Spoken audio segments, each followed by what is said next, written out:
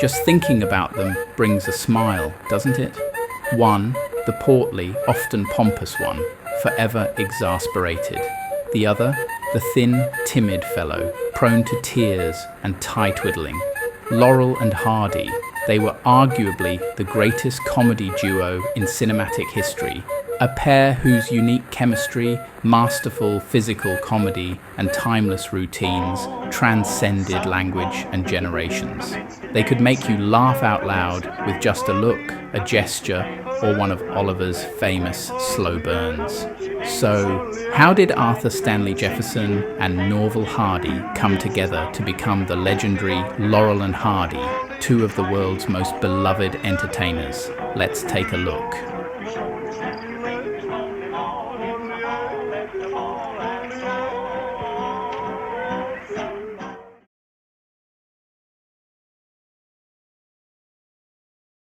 Before they became an inseparable duo, Stan Laurel and Oliver Hardy each had their own distinct journeys into the world of entertainment. Stan Laurel, born Arthur Stanley Jefferson in Ulverston, England, in 1890, came from a theatrical family and began his career in British music halls. He was a natural comedian and even served as an understudy for none other than Charlie Chaplin in Fred Karno's famous troupe, soaking up all the intricacies of comedy timing and stagecraft. Meanwhile, across the Atlantic, Norvell Hardy, born in Harlem, Georgia, USA in 1892, developed his own knack for performance. With a background in theatre management and singing, his naturally heavy build quickly led him to comedic roles in early silent films, where he often played the bumbling villain or heavy, displaying a more naturalistic acting style that perfectly contrasted with Stan's theatricality.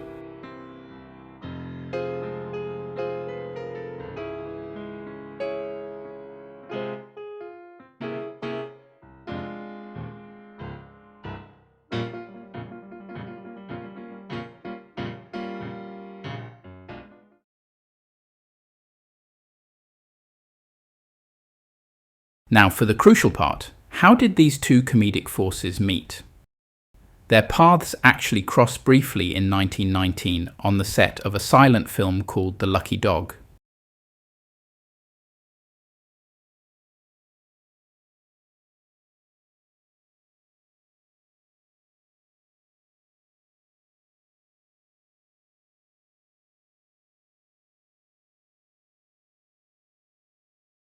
They shared a scene, but no real spark of a partnership was ignited at that time.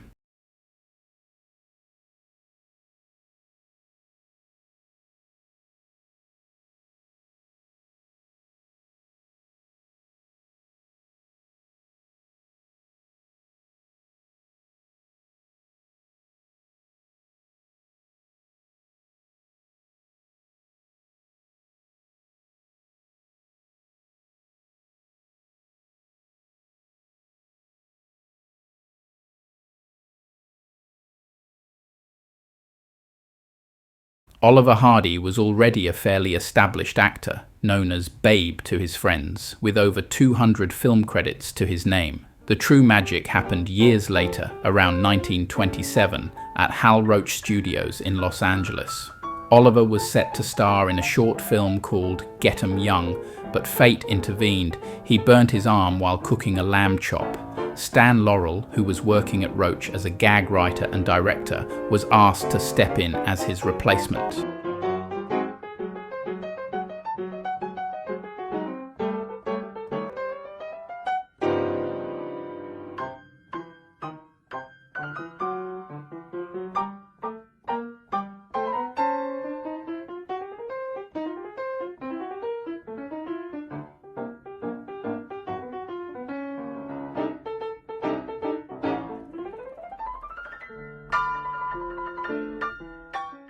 The moment they started working together, something clicked. Director Leo McCarey, a shrewd observer, noticed their undeniable chemistry and began to deliberately pair them up for future silent shorts.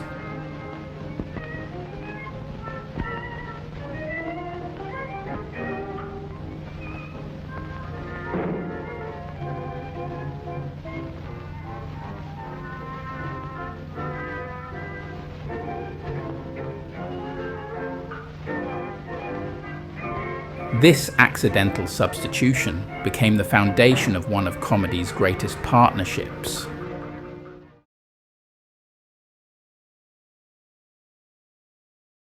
Under the watchful eye of Hal Roach, Laurel and Hardy began churning out silent short films, meticulously developing their characters and refining their comedic routines. Their unique dynamic emerged: Hardy, the pompous, exasperated big shot, and Laurel, the childlike, often bewildered little man. Tell him a story. Be sure it's funny. The advent of sound film, the talkies, proved to be a major hurdle for many silent stars, but for Laurel and Hardy, it only enhanced their genius. Their voices, Hardy's booming, exasperated sighs, and Laurel's whiny, bewildered cries, perfectly complemented their physical comedy, adding new layers to their performances. How dare you! I'm sorry. Oh, I'm awfully sorry, Hardy. Please don't do What happened? I must have told her the wrong story. Hey, are you sure it's her? Never more sure of anything in my life. Oh! There! That's her, all right! Watch the door! Okay. She's gone.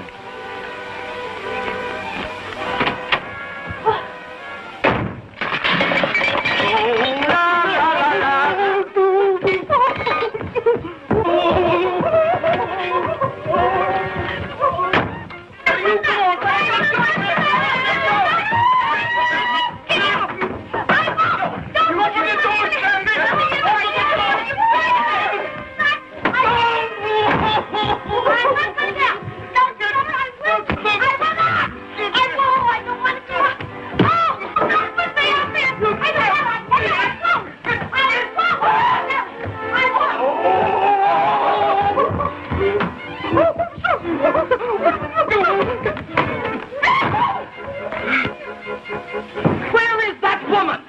What woman? Where's Stanley? He's in the bathroom, taking a bath. Oh! Taking a bath? He said he couldn't wait until it was Saturday. Oh! Let me in! Stanley!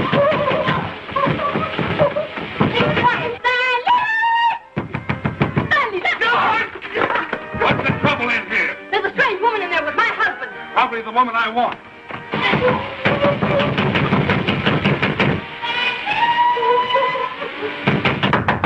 Come on, open it up. Open it up. You hear me? Me! Stanley! Let me in! Stanley! Stanley!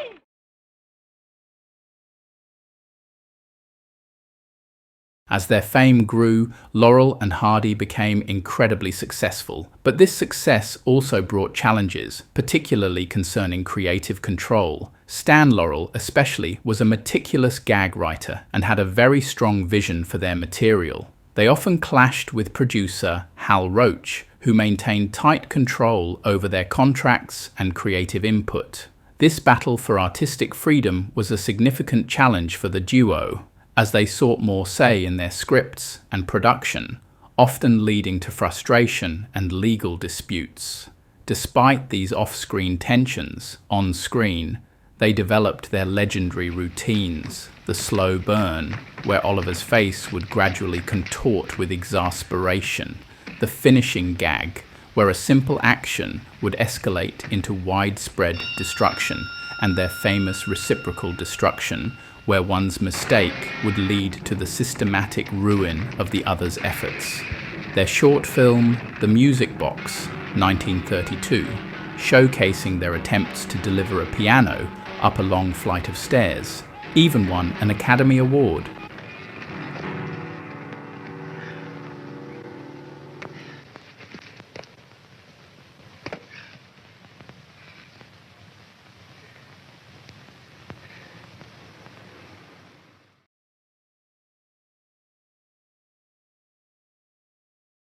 By the mid-1930s, their popularity led to a transition into full-length feature films.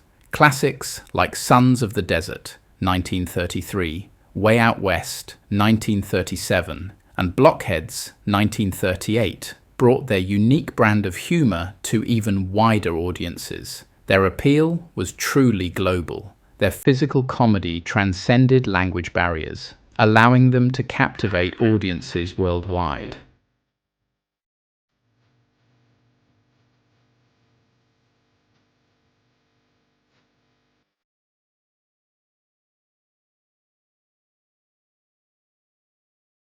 We want to reach a scene of disaster in 90-mile gale. Rescue ship due back in Los Angeles Harbor tomorrow. Huh. Oh! Can you beat that? I'm sure glad we didn't go. If we'd have... But what we got to do? We've got to get out of here. We'll go to a hotel and spend the night. Come on. That wax ear of yours is no different from the rest. He had just as much to do with this as my Oliver did. Oh, I admit he lied. But there's one thing I do know.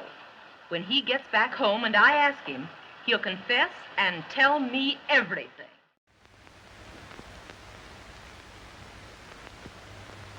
Is he? No, we went to the convention. We didn't go to Honolulu at all. He told me to tell you he was sick and we didn't have any shipwreck. We were up in Attic and up and up, right up on. I think we set up in the attic. He told me to tell you. Come on, Stanley. Oh, no, but you got to. In their later years, they embarked on hugely successful international tours, performing their beloved routines live in music halls to adoring crowds, proving their enduring popularity even as their film careers began to wane.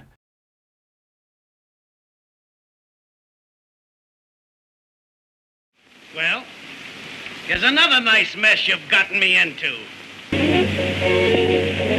Well, here's another nice mess you've gotten me into.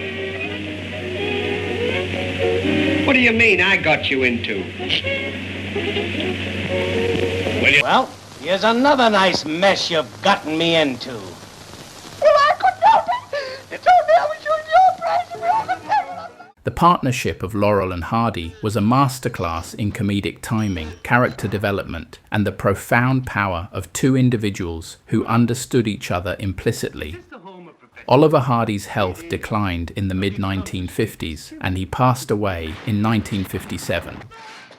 Stan Laurel, heartbroken, never performed again after Oliver's death, choosing instead to dedicate his remaining years to answering fan mail, meticulously preserving their legacy and creating new gags. They remain timeless symbols of innocent mischief and enduring friendship, their laughter continuing to echo across generations, reminding us of the simple, universal joy that only true comedic genius can bring.